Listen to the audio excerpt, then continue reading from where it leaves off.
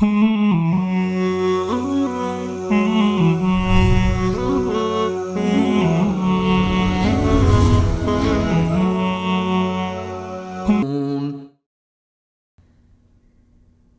لله و الصلاة و السلام علی رسول الله و علی آله و صحبه و من والاه، اما بعد. السلام علیکم و رحمت الله و برکاته. بینندگان عزیز و گرامی، در خدمت شما هستم از قسمت دیگر از برنامه‌های راهنمود سنت. بحث ما در مورد بدعات قبور هست که در برنامه گذشته به خدمت شما بینندگان عزیز در مورد زیارت قبور شرعی مسائل و مطالب را مطرح کردم. حالا اجازه دهید که با هم دیگر برویم به سراغ بدعات و شرکیاتی که در زیارت قبور متاسفانه امروزه وجود دارد. بدون شک در زیارت قبور یک سری شرکیاتی هست و یک سری بدعاتی هست که نیاز بر این است که از میان جامعه ما برداشته بشه و متاسفانه اهل بدعت هم بسیار با گستردگی به سوی این بدعات و خرافات مردم را دعوت می کنند و فرا می خوانند تا اینکه از این طریق بتوانند برای خودشان نان و آبروی پیدا بکنند. یکی از این در واقع شرکیاتی که وجود دارد این است که عده دور قبر طواف می کنند. طواف یعنی گردش، یعنی دور قبر می گردند به قصد عبادت و به قصد تبرک. فکر می کنند که دور قبر بگردند برایشان فایده دارد. برای شما داستانی بگویم، این چشم دید خودم هست. روزی به جنازه یکی از اقوام رفته بودم، دقیقا یادم هست.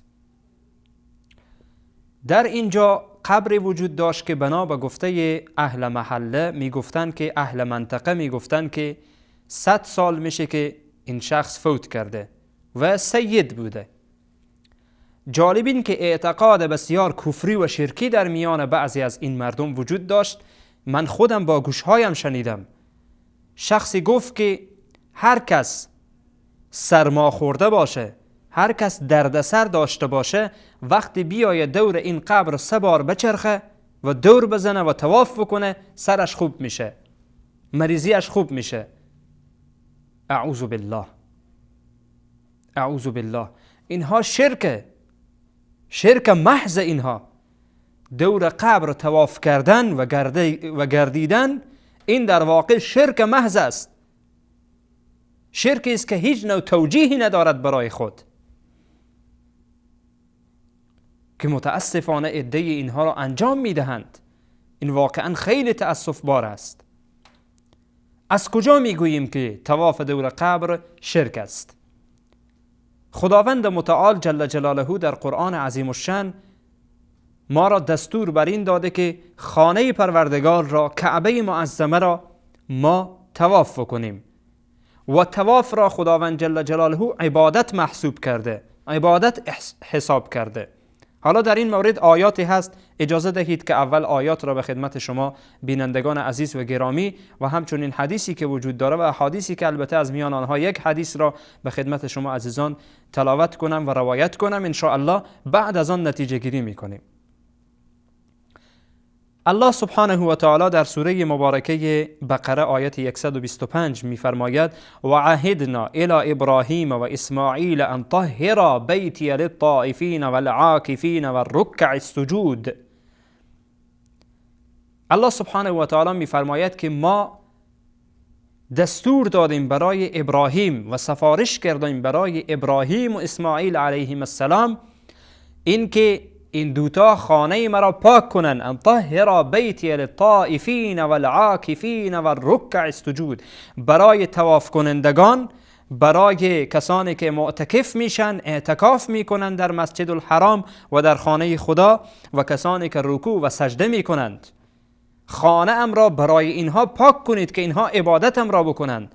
طواف در اینجا عبادت گفته شده. و همچنین پروردگار سبحانه و تعالی در سوره مبارکه حج آیت 29 میفرماید: ولیطوف بالبیت العتیق، شما طواف کنید به خانه قدیمی، یعنی خانه کعبه، خانه مبارک، خانه‌ای که گردن انسان‌های ستمکار را میشکند. به این خانه طواف کنید. ولیطوفوا بالبیت العتیق. الله سبحانه و تعالی با تأکید برای ما میگه که شما خانه کعبه را طواف کنید.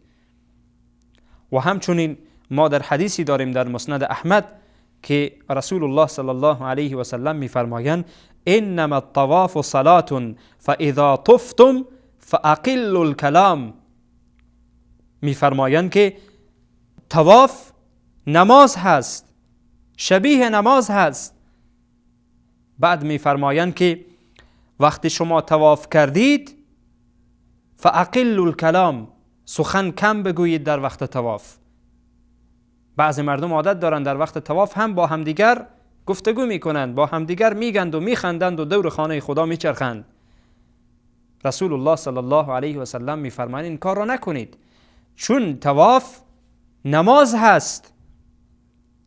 حالا چیزی که از این آیات و احادیث معلوم میشه اینه که طواف عبادته و عبادت باید تنها برای الله صورت بگیرد، نه برای غیر الله. طواف برای الله سبحانه و تعالی است، برای غیر الله نیست. این قبر در واقع غیر الله است، این انسانی که داخل قبر هست غیر الله هست. پس بناهن ما به عنوان یک مسلمان اجازه نداریم که این عمل شرک اکبر را انجام بدهیم که خودمان را از دایره اسلام بیرون بکنیم، چون آیات صریح قرآن عظیم الشأن هست که طواف عبادت هست و این عبادت باید برای الله سبحانه و تعالی صورت بگیرد. ما میگیم بنده خدا هستیم، ما از جمله عباد الرحمن هستیم، عباد الله هستیم، باید همان گونه برای الله سبحانه و تعالی عبادت بکنیم، نه برای دیگران. و همچنین کمک خواستن از اهل قبور، این یک شرک دیگری است. کمک خواستن، استغاثه کردن برای اهل قبرستان، هر کس که میخواه باشه. ما اجازه نداریم به عنوان یک مسلمان، به عنوان یک موحد از قبر تقاضا بکنیم چیزی را، از صاحب قبر چیزی را طلب بکنیم برای خودمان و بگوییم نعوذ بالله اینها باذن الله میدهند. در واقع شرک را بیاییم لباس دیگری به او بپوشانیم و بعد بگیم جایز است. اعوذ بالله. بعد این را از کجا میدانیم؟ چون استمداد و کمک خواستن باید تنها از الله باشد. این استمداد در واقع عبادت است. این استمداد دستور الله است که باید تنها از او خواسته شود و بس. ما در هر رکعت نماز میخوانیم ایاک نعبد و ایاک نستعین. ای الله، خاص تو را عبادت میکنیم و خاص از تو مدد میخواهیم، خاص از تو کمک میخواهیم. نمیگیم یا فلانی مدد، یا علی مدد، یا حسین مدد، یا عمر مدد، یا عبدالقادر جیلانی مدد، یا فلانی مدد. نه، اینها را نمیگیم. یا الله مدد، مستقیما از الله میخواهیم. ایاک نعبد و ایاک نستعین. سر نماز استاد میشیم میگیم ایاک نعبد و ایاک نستعین، باز بعد بگیم یا فلانی مدد. آنچی را که در نماز گفته بودیم خب انکار کردیم، آنچی را که در نماز بیان کرده بودیم زیر پا کردیم. چرا؟ به خاطر اینکه هیچ انسان مالک نفع و ضرر نیست. هیچ کسی مالک نفع و ضرر نیست. الله سبحانه و تعالی در این مورد چه زیبا میفرماید والذین تدعون من دونه ما یملکون من قطمیر. میفرماید کسانی که شما غیر از الله آنها را به کمک و یاری میخوانید و آنها را عبادت و پرستش میکنید، متوجه باشید من دون الله، غیر از الله. هر کسی که میخواد باشه، هر کس غیر از الله هست، هر چیز غیر از الله هست. پس بناهن غیر از الله، به جز الله، هر کس و هر چیز دیگری وارد این آیه می شود. ما یملکون من قطمیر. اینها را خداوند جل جلاله می فرماید که اینها به اندازه همان پوست نازک هسته خرما هم مالک نیستند. حتی همان پوستک نازکی که روی هسته خرما وجود داره، او رو میگن قطمیر در عربی، حتی همان را هم مالک نیستن، چی برسه به این که به تو نفع و ضرر برسانند؟ از کجا نفع و ضرر میرسانند؟ خود آنها نیازمند الله هستند، خود آنها نیاز به این دارند که الله سبحانه و تعالی به آنها کمک کنه. باز آنها میان به تو کمک میکنن، از کجا کمک کنن؟ چیزی ندارند. ان الذين تدعون من دون الله عباد امثالكم فدعوهم فليستجيبوا لكم ان كنتم صادقين. الله سبحانه و تعالی میفرماد اینها نمیتونن اجابت بکنن. یا در آیت بعد همین سوره خداوند جل جلاله میفرماید ان تدعوهم لا يسمعوا دعاءكم، اگر شما اینها را بخوانید اینها صدای شما را نمیشنوند، کمک و یاری و مدد گفتن شما را نمیشنوند. بیچاره ها، چرا خود را به هلاکت میاندازید؟ چرا خودتان را به گمراهی میاندازید؟ ان تدعوهم لا يسمعوا دعاءكم، اگر شما اینها را بخوانید نمیشنوند صدای شما را، درک نمیکنند، چون از دنیا رفتند. ولو سمعوا ما استجابوا لكم، بر فرض مثال که حالا تو بگی میشنوند، ولو سمعوا ما استجابوا لكم، اگر این که بشنون هم نمیتونن به شما اجابت کنن، نمیتونن قبول بکنن، نمیتونن که دعوت شما را آنها قبول بکنن و دعوت شما را در واقع بتوانن اجابت بکنن. همچون کاری از اختیار آنها خارج است، از اختیار آنها بیرون است. پس بناهن بیننده گرامی، مواظب باش، مواظب باش. اللهی که خالق است، اللهی که مالک است، اللهی که قدیر است، اللهی که مقتدر است، اللهی که تمام عالم در دست بلاکیف اوست، اللهی که همه چیز در قدرت اوست، از او بخواه. چرا بنده ضعیفی که خودش نیازمند الله است به سوی او مراجعه میکنی؟ آن وقت ادعای توحیدم میکنی؟ مگر میشود انسان غیر الله را در ملکیت الله شریک بکنه و بعد خودش را موحد بنامه؟ بدون شک نمیتواند.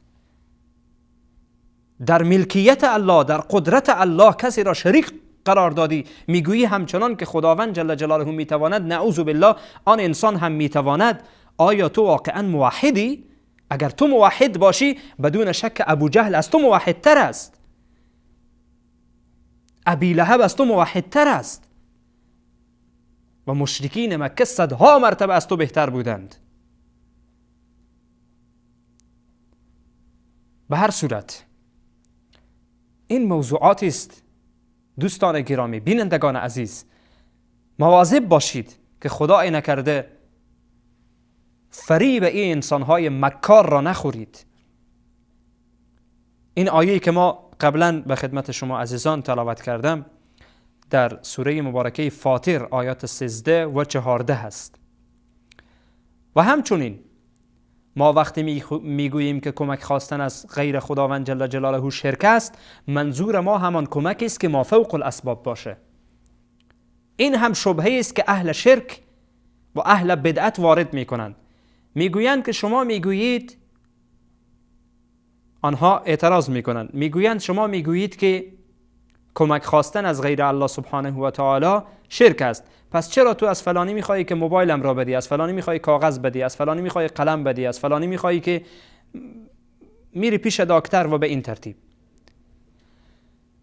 جواب این است: ما وقتی میگوییم که کمک خواستن از غیر خداوند جل جلاله شرک است، به این معنا که این شرک به این معناست که این کمک خواستن مافوق الاسباب باشه، یعنی از اختیار یک بنده خارج باشه. وقتی من میگویم فلانی قلم را بده دستم، این کمک خواستن هست، ولی کمک خواستن ما تحت الاسباب، در اختیار او هست، میتونه این کار انجام بده. ولی وقتی نتوانه برایش بگم بیا من را شفا بده، بدون شک مشرک شدم، چون انتظاری از او دارم که باید از الله سبحانه و تعالی داشته باشم. پس تفاوت است میان این و آن، خیلی فرق است. ما فوق الاسباب و ما تحت الاسباب خیلی فرق است، تفاوت داره با هم. وقتی ما پیش دکتر میریم نمیگوییم که ای دکتر بیا مرا شفا بدی، و نباید یک مسلمان در فکر و در مفکوره اش این باشد که دکتر مرا شفا میدهد، نعوذ بالله، چون در اینجا مشرک میشود. فقط میرود پیش دکتر را وسیله میداند، تمام. دوا را میگیرد، دوا را استفاده میکند، میخورد، بعد از آن توکلش به الله است، میگوید الله سبحانه و تعالی مرا شفا میدهد. پس بناهن انسان مؤمن، انسان موحد وقتی که کمک میخواهد در چیزهایی که ما تحت الاسباب و اشکال هم در این مورد وارد نیست، اما اینکه انسان چیزی را از شخصی بخواهد که لیاقتش را ندارد و نمیتواند آن کار را انجام بدهد، نه اینکه احترامی به او نیست بلکه توهین است. حالا اگر ما از رسول خدا صلی الله علیه و سلم بخواهیم که نعوذ بالله ای رسول خدا ما را شفا بده، استغفر الله، یا ای فلان امام ما را شفا بده، ای فلان بزرگوار، ای فلان ولی ما را شفا بده، این مشکل ما را حل کن، میدانید که این توهین است به اونها؟ به خاطر چی؟ به خاطر که اونها گفتن که ما نمیتوانیم. حالا تو دوباره از اونها میخوایی، در واقع توهین میکنی به اونها را در مقام الوهیت قرار میدی که همچون چیزی در شأن یک مسلمان نیست، بلکه یک انسان مشرک باید همچون چیزی را انجام بده. پس بناهن با این وجود میتوان گفت که کمک خواستن از غیر الله سبحانه و تعالی شرک است و انسانهایی که کنار قبرستانها میروند و از قبرها طلب میکنند که ای فلانی به ما رزق بدی، ای فلانی ما را ببخش، ای فلانی بر ما بچه بدی، ای فلانی بر ما فلان بدی، بر ما فلان بدی، این مشکل ما را حل کن، بدانید اگر چون این کاری کردی همین الان توبه کنید در پیشگاه خداوند سبحانه و تعالی. و اگر از روی عناد میکنی ای انسان، بدان که مشرک شده ای. الله سبحانه و تعالی بر ما توفیق بده که توحید را به صورت درست بشناسیم و از شرکیات خودمان را دور بکنیم. یک سری شرکیات و بدعات دیگری هم وجود دارد که ان شاء الله یک میان برنامه میگیریم و بعد از میان برنامه به خدمت شما عزیزان قرار خواهیم گرفت.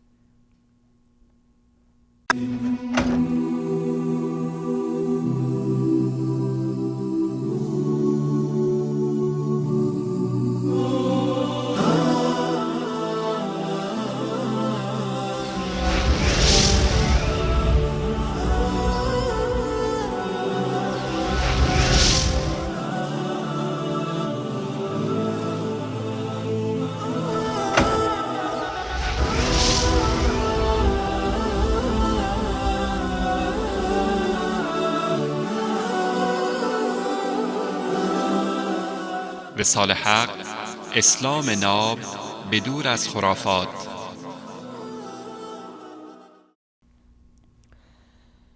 با عرض سلام مجدد به خدمت شما بینندگان عزیز و گرامی. بله، بحث ما پیرامون بدعات قبرستان هست یا شرکیاتی که دو تا از شرکیات را به خدمت بینندگان عزیز قبل از میان برنامه بیان کردم. شرکیات دیگری هم وجود دارد، از جمله این که خوردن خاک قبرستان، خوردن خاک قبر، این هم در واقع نوع شرک هست. در چه صورتی؟ در صورتی که انسان فکر بکند که این خاک مرا شفا میدهد، نعوذ بالله، این خاک مرا شفا میدهد، در این صورت انسان مشرک می شود. در غیر آن اگر چون این اعتقاد نداشته باشد، به نیت تبرک این کار را بکند، مرتکب بدعت بزرگ شده است و به وجود خودش ضرر رسانده است. خاک خوردن یعنی چی؟ آیا یک انسان عاقل، یک انسان هوشیار، یک انسانی که صاحب عقل باشه خاک میخوره؟ شما دیده اید انسان هوشیار را که خاک بخوره، سنگ بخوره؟ متاسفانه در نزد بعضی از قبور اینها وجود داره. خاک را به عنوان خورده میگیرند، به عنوان تبرک میگیرند، از این خاک میخوره، میگه این به فلان مرض شفایه. یا خاک را میگیره گل میسازه، بعد روی زخمش میماله، میگه این شفایه. عجیبه. یا خاک را میگیره داخل ظرفی میکنه، داخل پلاستیک میکنه، بعد آن را داخل خانهش میگذاره، میگه این خاک قبر فلانی هست، اگر در اینجا وجود داشته باشه حیوانات موذی یا حشرات در اینجا داخل نمیشن، حشرات موذی داخل نمیشن خانه. عجیب است. اگر این که گفتیم انسان معتقد بر این باشد، اینهایی که بدعت است آن چی که گفتیم، ولی اگر انسان معتقد باشد بر این که من این خاک را میخورم و این خاک مرا شفا میدهد، این انسان در واقع مرتکب شرک شده است. چرا؟ چون خداوند سبحانه و تعالی میفرماید که شفا را تنها من میدهم، شفا تنها الله میدهد و بس، هیچ کسی دیگر نمیتواند انسان را شفا بدهد. در سوره مبارکه شعراء آیت 80 الله سبحانه و تعالی وقتی از زبان حضرت ابراهیم خلیل موحد بزرگ خداوند جل جلاله نقل می کند، می فرماید که حضرت ابراهیم گفت که و اذا مرضت فهو یشفین، وقتی من مریض شوم الله هست که مرا شفا می دهد. فقط الله هست که مرا شفا می دهد. فقط الله هست که مرا شفا می دهد و بس. الله جل جلاله می فرماید نفع و ضرر را من می رسانم. یکی از نفعها شفا دادن هست. ای انسان مؤمن، به خود آی، بیدار شو. قبر نمی تواند تو را شفا بدهد. خاک قبر تو را شفا دادن نمی تواند. نه اینکه شفا نمی دهد، بلکه این خاک را خوردی، فردا باید پیش دکترها بری و این خاک ها را از کلیه و اینها بکشی بیرون و دارای مرضهای گوناگون میکروب وجود داره. این میکروب را چگونه میخوری؟ پس بناهن برادران و خواهران مسلمانم مواظب باشید.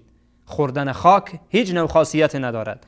یا خورده گرفتن یا تبرک گرفتن خاکها با عنوان تبرک در داخل خانه گذاشتن و از آنها استفاده کردن، اینها سندی ندارد. حتی در بعضی از زیارتها جاهای مخصوص است برای اینکه سنگریزه های را آنجا میگذارند، مردم دسته های خود را آنجا داخل میکنند و بعد آن سنگ ها را میگیرند به عنوان تبرک میبرند خانه ها و بعد داخل ظرف ها میاندازند، از رویش آب میخورند و به این ترتیب. یعنی چی؟ سنگ خوری هم شد کار خوب، شد عبادت، شد ثواب. خاک خوری هم شد در واقع ثواب. احترام به ائمه، احترام به اولیاء الله. باور کنید به خدا قسم که دارید توهین میکنید به ائمه و به اولیاء الله. آنها همچون کار نمیخواستند که کسی بیای سر قبرستان آنها خاک بخوره. آخر انسان عاقل، انسان هوشیار، انسان مسلمان خاک میخوره، سنگ میخوره. این دیگه یکی از بدعات دیگری هست، از جمله شرکیات هست که در بعضی از صورت ها گفتیم که اینها شرک میشه. و همچنین در مورد این که انسان بیایه از صاحب قبر، از اهل قبرستان طلب خیر بکنه یا این که از آنها طلب دعا بکنه، که ما در بحث توسل این موضوع را مفصل توضیح دادیم. این کار را نه صحابه انجام دادن. اگر روایات وجود دارد دروغ هست، ضعیف هست، با آنها استناد نمی شود، بلکه خلافش را ما در قرآن عظیم الشان می بینیم. آنچه که در قرآن عظیم الشان آمده این عمل را رد می کند. توسل کردن به مردگان، توسل به دعای مرده، توسل به دعای مرده که بروی نزد قبر بگویی که ای فلانی تو شفیع من بشو، تو برای من از خداوند جل جلاله بخوا. بله، در مورد شفاعت بحث جدایی هست. اهل بدعت در اینجا سوء استفاده میکنند، میگویند که اهل سنت با شفاعت مخالفند. اهل سنت با شفاعت مخالف نیستند. ای انسان هوشیار، ای انسانی که خودت را اهل علم میگویی، با شفاعت مخالف نیستند. شفاعتی که شفاعت عظما هست در روز قیامت پیامبر علیه السلام میکنند، شک در آن نیست. و صالحین به همین ترتیب شفاعت میکنن، هر کدام آنها که در روایات آمده و در احادیث مفصل توضیح داده شده. اما این شفاعتی که تو با آن شفاعت میگویی که بروی نزد قبر، این عقیده تو را مشرکین مکه هم داشتند. این را تنها اهل سنت رد نمی کنند، خداوند جل جلاله در کتاب خود رد می کند. پیامبر علیه السلام فرستاده شدند تا این نوع شفاعت بازی ها را بردارند، تا تو را مستقیما به الله وصل کنند، تو را مستقیما به الله برسانند که ای انسان مؤمن، ای انسان عاقل، ای انسان هوشیار، ای انسان مسلمان، تنها متوجه الله باش. فقط 2 آیه در این مورد کافی است. گوش کنید آیات قرآن عظیم الشان را. خداوند جل جلاله در سوره مبارکه یونس آیت 18 میفرماید و یعبدون من دون الله ما لا یضرهم ولا ینفعهم و یقولون هؤلاء شفعاؤنا عند الله قل اتنبئون الله بما لا يعلم في السماوات ولا في الارض سبحانه و تعالی عما یشركون. بحث ما کجاست؟ عبادت میکنن و یعبدون من دون الله، عبادت میکنن غیر از الله را، ما لا یضرهم ولا ینفعهم، آنچه که نه به ایشان ضرری دارد و نه هم نفعی میرساند، هیچ، نه نفعی داره نه ضرری، هیچ، پوچ است. هؤلاء شفعاؤنا عند الله، یقولون هؤلاء شفعاؤنا عند الله، میگوین اینها شفیعان ما در نزد خدا هستند. اگر به او بگی چرا این عبادت میکنی، میگی شفیع ما هست، من عرض خود را پیش این میکنم، این بنده مقرب الله هست، مرا به الله میرسانه و بعد مشکلات مرا به الله بازگو میکنه. این را مشرکین مکه میگفتند. خداوند جل جلاله در سوره مبارکه یونس آیت 18 این مورد را مطرح میکند. بروید ببینید آیات قرآن را. یا در آیت 3 سوره مبارکه، در سوره مبارکه زمر آیت 3 خداوند جل جلاله میفرماید که وقتی از مشرکین گفته میشه چرا شما اینها را عبادت میکنید، اینها را عبادت میکنید، میگویند که ما نعبدهم الا لیقربونا الی الله زلفا، ما اینها را عبادت نمیکنیم جز این که اینها ما را به الله متعال میرسانند. تمام، ما که مشرک نیستیم، ما شرک نمیکنیم، ما اینها را وسیله میدانیم، اینها را وسیله میدانیم که اینها ما را به الله سبحانه و تعالی برسانند. همچون اعتقادی را مشرکین مکه هم داشتند که در آیات قرآن عظیم الشان صریح در این مورد بیان شده. و همچنین بعضی از شرکیات و بدعات دیگری هم وجود دارد که متاسفانه وقت برنامه ما به اتمام رسیده. از این بیشتر نمیتوانیم که به خدمت شما بینندگان عزیز و گرامی باشیم. ان شاء الله در برنامه بعد به این موضوعات دیگر هم خواهیم پرداخت. همه شما را به الله پاک بی همتا میسپارم. الله سبحانه و تعالی یار و مددگار همه من و شما باشد. و السلام علیکم و رحمت الله و برکاته.